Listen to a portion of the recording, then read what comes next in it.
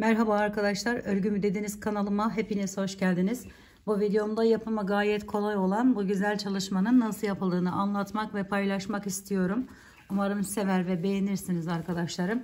Batik bir ip kullandım. Böyle ihraç fazlası iplerden arkadaşlarım.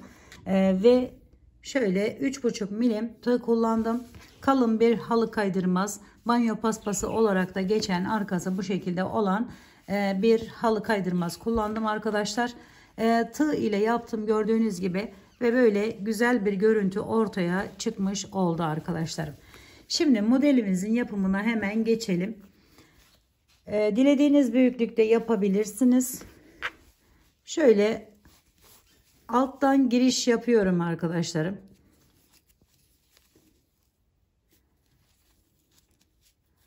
Bir miktar çıkardım. 1-2 atladım. Üçüncüden giriş yapıp çekiyorum. Bu şekilde 1-2 atlıyorum. Üçüncüden 2 atlayıp üçüncüden alttan götürerek ipimizi devam ediyoruz. Ve bu şekilde kendimize ilk başta bir yer elde etmiş oluyoruz arkadaşlar.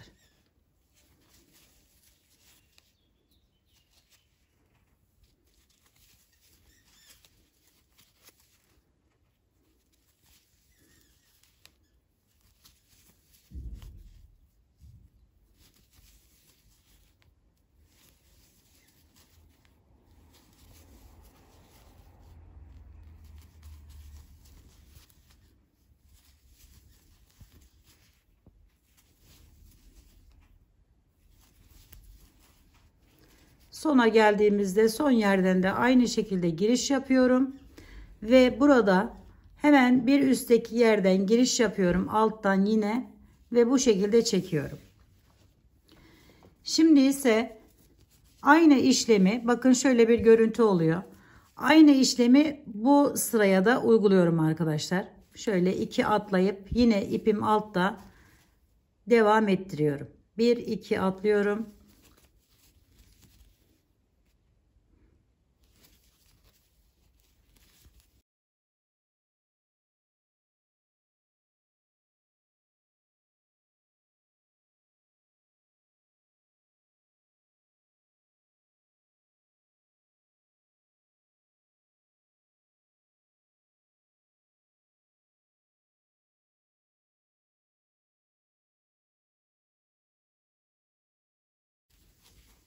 Sonra geldim yine buradan arkadaşlarım şu şekilde tuttum.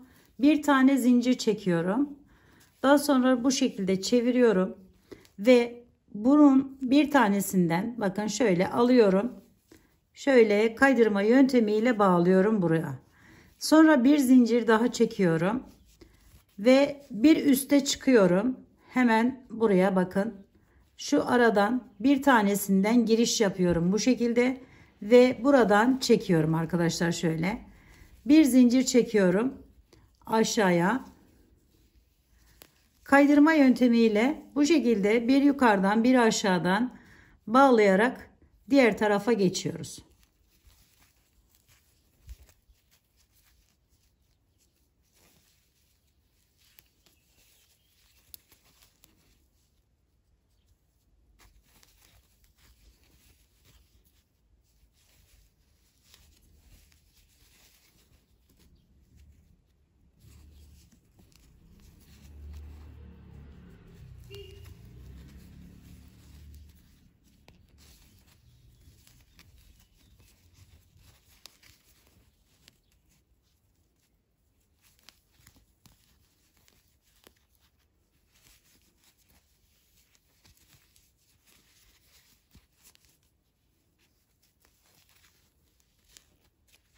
Bakın bu şekilde bir görüntüye sahip oluyor.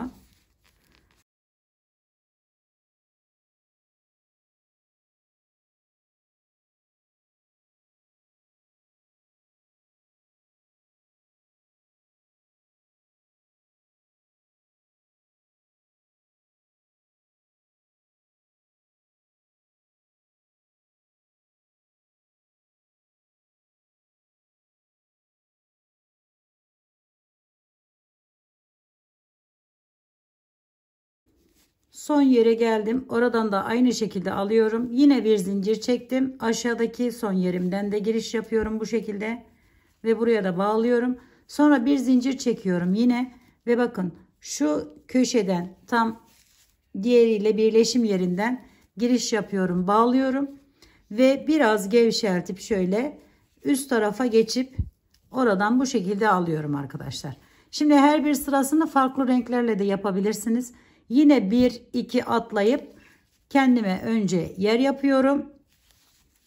Az önce yaptığımız gibi.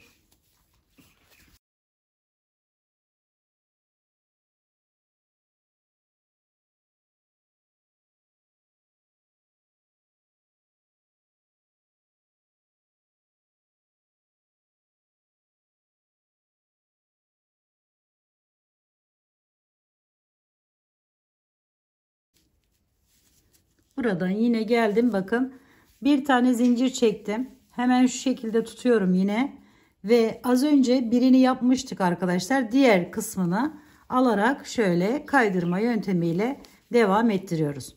Şimdi bu yukarıdakinin bize bakan en yakın olan yerinden hemen giriş yapıp oradan sonra aşağıdan bakın şuralarda bu şekilde yerler var. Buralardan giriş yaparak az önce yaptığımız işlemi tekrarlıyoruz arkadaşlar.